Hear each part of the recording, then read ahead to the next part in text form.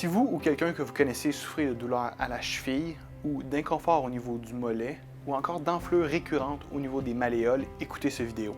Bien souvent confondue avec la fasciite plantaire, la tendinopathie du tibial postérieur est une pathologie très complexe. Elle touche principalement les gens âgés de 40 ans ou plus, aux prises avec un surpoids et touche davantage les femmes. Je suis en compagnie de Hélène, physiothérapeute ici au Centre de médecine sportive de Laval, pour nous en dire plus.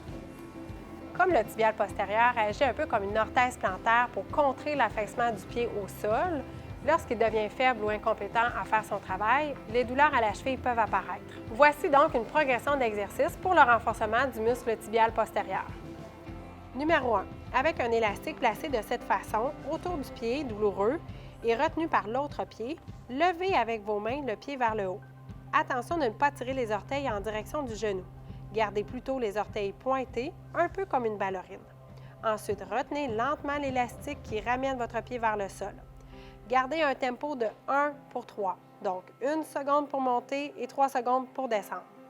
Faites l'exercice 3 séries de 20 répétitions. Numéro 2. En progression, placez-vous près d'un mur sur vos deux pieds. Montez simplement sur la pointe des pieds avec le talon légèrement vers l'intérieur. Faites l'exercice 3 séries de 20 répétitions. Le muscle tibial postérieur est définitivement un muscle clé qui contrôle le pied, mais heureusement, il ne travaille pas seul. Les fessiers participent activement au contrôle de tout le membre inférieur.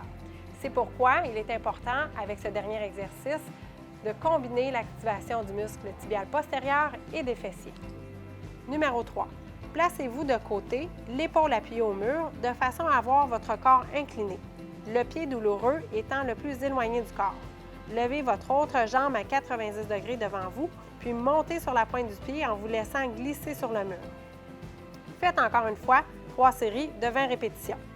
Souvenez-vous, en aucun temps, ces exercices ne doivent augmenter la douleur au pied. Aucune douleur pendant, après ou le lendemain de ces exercices ne devrait être acceptée. Si vous avez des questions sur la tendinopathie du tibial postérieur, n'hésitez pas à nous en faire part dans les commentaires.